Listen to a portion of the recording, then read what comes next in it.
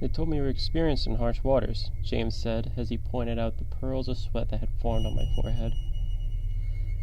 Yeah, I do, I replied, moments before hurling remnants of the less than appetizing lunch off the side of our ship. It's just you look a little bit green around the gills, he continued with a smirk. We had just met a few hours ago. I had been airlifted to USS Orion, a sea lift handling abyssal transport capsules and a classified project conducted by the United States Navy. I guess they failed to mention that I'm much better underwater, in submarines. Considering the circumstances, his casual demeanor left an uncomfortable atmosphere among the workers. They all knew what my visit entailed, but just like myself, they were scant with information. All I knew is there might be a contagious infection at the bottom of the ocean, and my job was either to disprove it or confine the entire crew aboard the station. As soon as we were positioned securely on top of the Tonga Trench, we were rushed to the transport capsule, a minuscule vertical submarine designed simply to take us to the base on the ocean floor, 20,000 feet below us. Talos. I entered the sub, feeling excited while also dreading the return to the deep blue. It had been 10 years since serving as a hospital corpsman, one of the few actually stationed aboard a submarine. Over the years, I had clearly lost the natural sense I once had for the ocean, yet I longed for it desperately. "Whenever you're ready, Doc," one of the crew members said, impatiently waiting to drop us into the abyss. I raised my thumb. As ready as I'll ever be. Go ahead. 10 feet. The Twilight Zone. The impact with the ocean lightly shook the capsule. As we submerged, my nausea quickly diminished, and a sense of peace washed over my mind. I was back. Outside the window, a few curious fish accompanied our journey downwards, various sea life attracted by the cargo ship, following to see us off. James piloted the miniature sub. Having done the trip 1,000 times before, it wasn't anything new to him. Myself, I had never been below 2,000 feet, and never had been able to look through the window and admire most of the unexplored blue world. 3,300 feet. The Midnight Zone. As we sank deeper towards the abyss, the last stray rays of sunshine vanished. We had left the realm of sunshine and mankind, all in favor in the domain of darkness. "First time in the abyss, right?" James asked after a long bout of silence. "Yeah, served aboard a submarine a few years ago, but I never go very deep. This is something else." He smiled at me. "Well, you're in for a treat then. I'm going all the way down. Talos sits right at the edge of the trench. Ain't nothing quite like it." Any sea life once curious about our sub had long since retreated towards brighter areas. The rapidly increasing pressure had proven hostile to most, but some resilient little creatures have found a way to thrive in places once thought to be lifeless. Miracles of the ocean. Within an hour, we would reach a depth of 10,000 feet. Beyond 15-inch pane of glass separating us from certain death lay nothing but everlasting darkness. For all we knew, the two of us could have been all that existed in that void, if not for the sound of the outer hull settling under the pressure, a constant reminder of the vastness of the ocean. To distract myself from the unsettling creaking sound, I asked James about the only thing I could think about. "Why don't you tell me more about what happened down there?" James had acted casual that far, but my question quickly changed his nonchalant expression to a frown. "Briefed you on the surface, didn't I?" "Of course, but then that'll have to do," he said firmly. 13,100 feet. The Abyssal Zone. The world outside hypnotized me. Staring so far into nothing, knowing there could be a full world only a couple of feet before you was bizarre. I'd never experienced true darkness until that day, and to think a good portion of Earth's life has existed within it for millions of years terrified me. When I served aboard USS Cadicia, my captain explained why they don't put windows on submarines. He told stories about shipmates going crazy after years at sea, that the isolation or distance from the mainland never bothered any of them. He firmly believed that staring into the ocean and pondering its secrets was what truly drove men from their sanity. And to combat this, they never put windows on their vessels.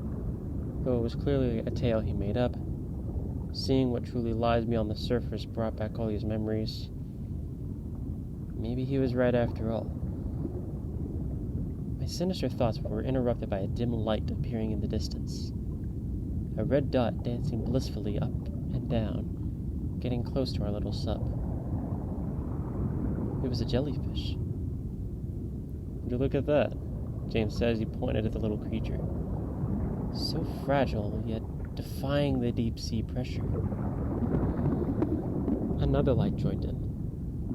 Then a few more, and before long a symphony of pulsating crimson lights formed around our capsule, welcoming us with the warmth of 1,000 stars, making up their own little galaxy thousands of feet below the surface.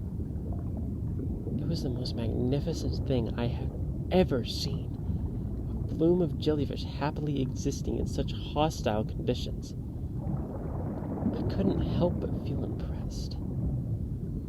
They're called Atolla jellyfish, James stated. They don't usually venture this far down, but there seems to be something about this place that seems to attract them. I usually see a few on my journey down here, but never anything like this. I just nodded in response, too mesmerized by the sight to notice what he'd said.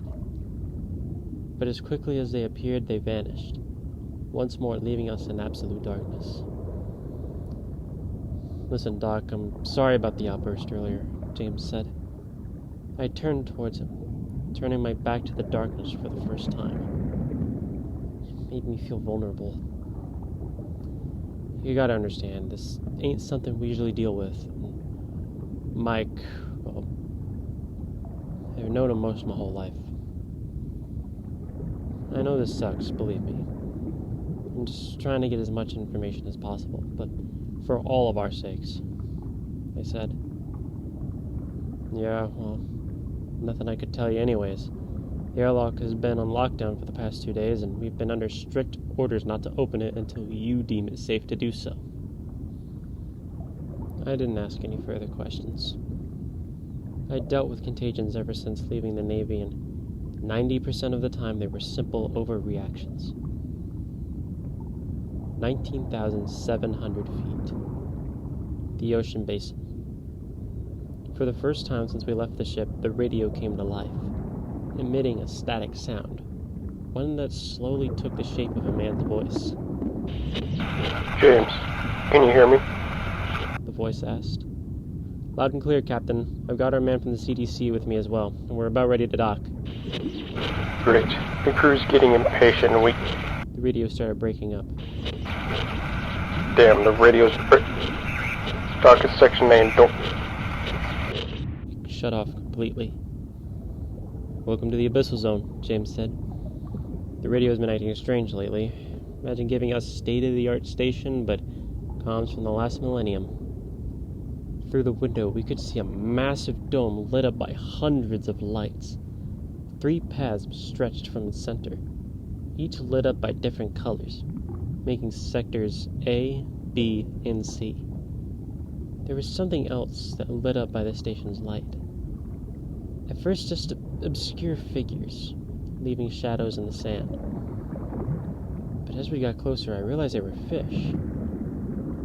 Hundreds, if not thousands, of dead sea creatures littering the ocean bed. Their corpses mangled from the intense pressure. Christ, what the hell is up with the fish? I asked, horrified. Same as the Atolla. Something attracts them down here. They swim until their bodies break under the pressure. Then they sink. What could possibly do that? There are a few theories, but From what we can tell, it's a sound we periodically hear from the trench. The docking process in and itself took quite some time. The outer hull had changed ever so slightly due to the pressure, just enough so that fitting into the station proved a challenge.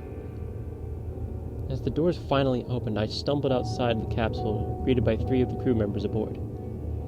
"You're the doctor, right?" the oldest one of them asked. "That's correct," I said as he reached out his hand to introduce himself. "Name's Robert Lewis. I'm the captain assigned to Talos," he said as he shook my hand. "Thank you for coming this far. I know it's not the most pleasant journey." He seemed polite enough, though clearly sleep-deprived, bloodshot eyes and greasy hair.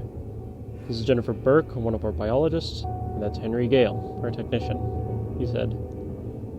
They both shook my hand, neither making eye contact as they did. "Hey Cap, where's Abby?" "Still at Section B. She's not doing too well, as I'm sure you can understand," he responded. James nodded. "Let's talk," Robert said as he gestured for me to follow. The hallways were narrow, dimly lit with the lights that flickered, and constant creaking emitting from the walls.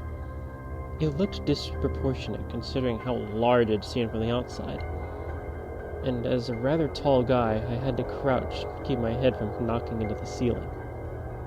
"Sorry about the grim mood," Robert said. "It's the first time we've been dealing with something like this. I'm assuming they told you about the situation on the surface?" he asked. "They did, but I have to admit I'm a bit fuzzy on the details." "As are we. Mike put himself in lockdown as soon as he returned to the station, and we haven't had clearance to open it yet." Mike, didn't have any good reasons?" I asked. "Never got the chance. He fell over dead the second he hit the button." Robert led us into the central dome. In contrast to the hallways, it was a pleasant surprise.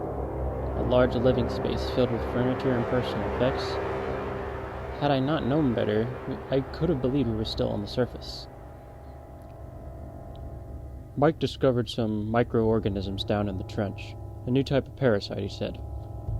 He claimed they were able to withstand any amount of pressure, which isn't a surprise down here, but he also explained that they were completely unaffected by rapid changes in environment, Robert said as he headed inside the office. "Did he believe it was contagious?" I asked. "Seeing as he was our microbiologist, I can't really come up with another fathomable conclusion. Needless to say, we destroyed all the samples, but we still don't know why he put himself into lockdown." Robert sighed. "But that's not the strangest part." I waited patiently for him to continue. While we tried to form words, he clearly had trouble believing himself. "We lost him down in the trench for 3 entire days. The tracking system failed and the comms went down. We did whatever we could, but it was futile. Even if we had found him, he'd only had enough oxygen for 10 hours, so unfortunately, we presumed he had died. And out of nowhere, his tracker reappeared on our system, showing that he was moving back up the Tonga elevator. Though he never responded to any of our attempts at contacting him, he was clearly alive. How? It's impossible, yet it happened. Once we let him into the station, he simply locked it down and fell over dead on the ground." Before Robert could continue, the technician walked into the office. "When you examine him, be careful not to damage the MP suit. This is hardly the time, Henry," Robert commanded, glaring at him. "I'm just saying, this is a billion-dollar project. Why don't you go get the equipment for our doctor here?" Robert demanded, getting more agitated by the minute. "Look, Captain, if you just let me go into the airlock, I could take all necessary precautions." "Absolutely not. Do you think the headquarters would have sent the damn CDC if they thought we could handle it? For Christ's sake, Henry, know your limits." The technician left and quickly returned with a modified hazmat suit and some surgical supplies. We moved on towards Sector B. Unlike the hallways we had traversed before, these were large and well lit up. As we arrived at the airlock, we found Abby sitting before the glass door, staring longingly at Mike's lifeless body. "Abby," Robert said. I know, it's time," she responded as she turned around. "Oh, you're the doctor?" she asked, her eyes red and voice trembling. I nodded. You'll figure out what did this to him, won't you? I just don't understand. Abby, why don't you come with me while they work? Robert said. You don't need to see this. As Robert led her back to the central dome, Henry started unpacking the cart of medical supplies, including isolation drapes and the hazmat suit.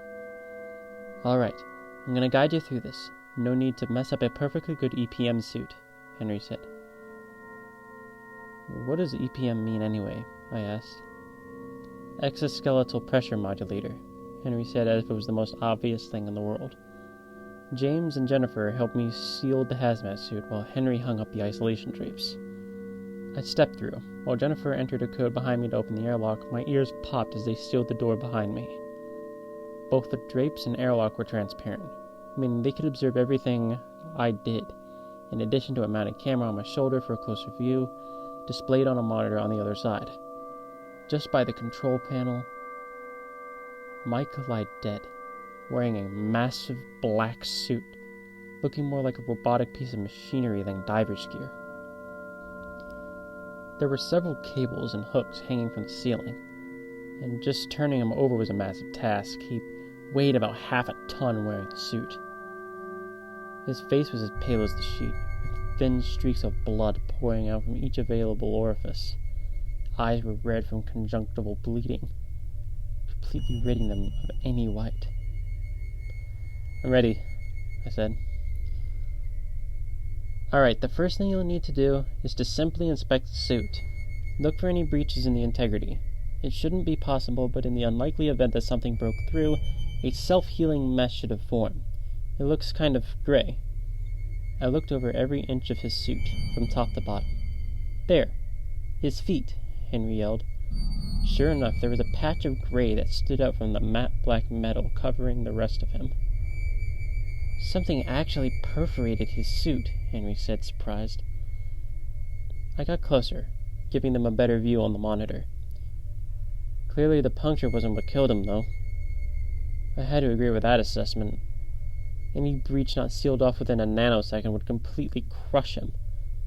But it seemed the mesh had replaced whatever penetrated the suit at the same time as it was removed. Next, attach the cables to his shoulder. They are color-coded, so it should be easy enough.